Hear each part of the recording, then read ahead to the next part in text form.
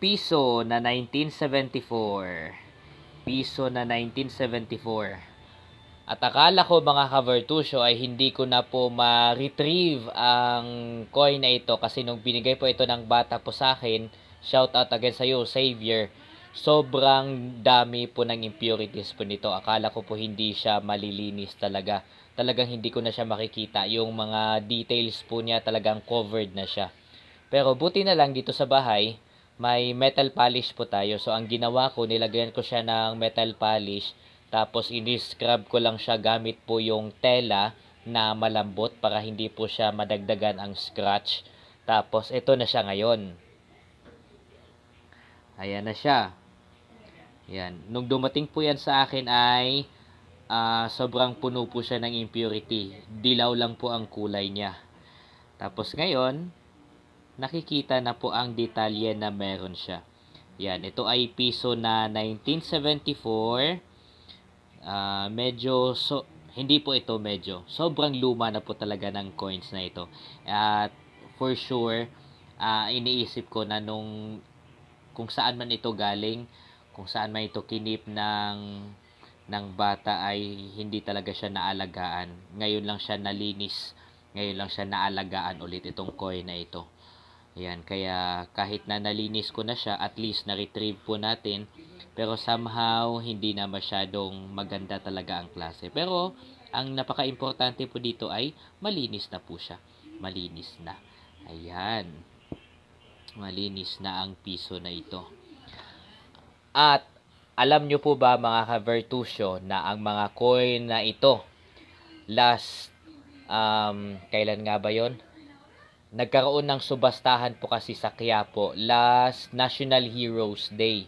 At ang highlight po nila doon ay mga luma na coin. At kasama po itong 1972 na meron ako na in-upload ko din sa inyo last time. At ngayon itong 1974. Alam nyo po ba mga ka-Vertusio na ang mga coin na ito na naging highlight sa subastahan po noon, kailan nga ba yon? Nung Lunes, that was August 28. August 28 sa Quiapo po ito nangyari mga ka-Vertusio, yung subastahan. Alam nyo po ba na ang mga coin na ito ay milyones na po ngayon? Milyones na ang halaga sa subastahan or ang value nito sa market. May mga nagsasabi po na mura lang daw or mababa lang daw ang bentahan po nito. Huwag po kayong maniniwala doon kasi ang mga coin na ito ay very rare to find na. Ibig sabihin, sobrang mahal na po nito ngayon. Itong 1974, tapos itong in-upload ko nga po last time, ito naman ay 1972. Mas nalinis ko pa itong 1972. Nung ginawan ko po kasi ito ng content, ay hindi ko pa nalinis yan. Ngayon nalinis ko na ito ng metal polish. Kaya maayos na po sila tignan. Yan, kung nakikita nyo po, kumikinang na siya ulit. Lalo na itong 1972, kumikinang na yan ulit. Ang mga presyo po nito sa subastahan mga ka-Vertusio, uulitin ko, ito ay milyones na po ang halaga. At kahit tingnan nyo pa sa mga videos ng KMJS, meron po doon na nabenta nila sa subastahan. 1971 po yata yun. Ibang coin naman po yun na milyones ang halaga. Ito rin naman, 1974 at 1972, halos same lang din yun sa ano na yun, sa tawag nito, sa series na yun na hinahanap po nila. Ang mahal po ng bentahan po nito sa subastahan. Kaya kung meron man sa inyong may hawak po nito, kasi may mga nagtatanong po sa akin kung bumibili ba ako. Ang sagot ko po doon, hindi pa po namin kaya kasi ayaw ko po na bibilhin po siya ng sobrang baba lang po sa inyo na ang yung totoong presyo po nito ay mataas po sa subastahan. Kaya ayaw ko po na bilhin ko po siya ng na para ko kayong niloloko. Kaya ang sagot ko po doon, kung meron man kayo mga coins na ganito, ang sagot ko po ay hindi pa po namin kaya sa grupo. Wala pa po kaming milyones.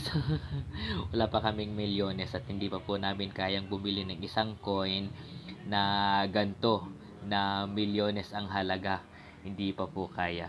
Kaya Ang best po na gagawin po kung meron man kayong ganito, tulad sa binigay ni Xavier po sa akin, ang una po ninyong gawin ay linisin nyo muna. Linisin nyo muna katulad ng ginawa ko. Kasi kapag marami po siyang impurities, nagdilaw po siya at maraming mga gasgas, even kalawang, bababa po ang presyo po niya. Bababa ang presyo. Kaya kailangang linisin talaga katulad ng ginagawa ko. And I wore gloves.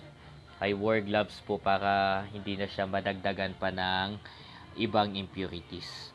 Yan. So, kung meron po kayong ganto, again, kung meron po kayong ganyan na mga coins, mga gantong coins po mga ka-Virtusyo, ang advice ko po sa inyo, ang advice po ng grupo po namin ay dalhin nyo po sa subastahan.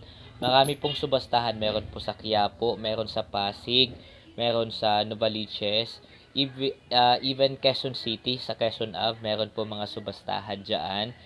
Ina-announce po yan sa mga FB, kaya pwede po kayong tumingin po doon. I would suggest talaga na ang mga coin na ganito ay sa subastahan nyo po dalhin, kasi ang totoong hustisya sa totoong presyo po nito ay doon lang din po makukuha. Yun nga, katulad ko po, sinabi ko po sa inyo na hindi pa namin kayang bumili ng ganito kasi ang taas nga talaga ng bentahan. Kaya nagbigay po ako ng info sa inyo kung sino man sa inyo ang meron po mga gantong klase ng coin, best po na dalhin nyo po sa subastahan para mabigyan naman ng hustisya at tamang presyo yung coin na meron po kayo. Ito kasi ay sobrang luma na talaga. Lumang-luma na. Tingnan nyo naman ang series, 1974. Tapos yung isa ay 1972. Yan, doon pa lang po malalaman nyo na talagang ang tagal na talaga nila. Ang tagal na talaga ng mga coins na ito. Kaya best kung benta niyo ng maayos yan. Ayoko pong maging opportunista. Kaya sinasabi ko po ngayon na mismo na hindi pa po namin kaya bumili ng gantong klaseng coin sa grupo po namin. Hindi pa namin kaya. At ayoko po kayong pasahin, no? And ito nga po ay very fortunate na nagkaroon ako ng gantong coin. Ito po ay bigay ng isang estudyante ko na gustong manatiling anonymous, si Xavier. Yan.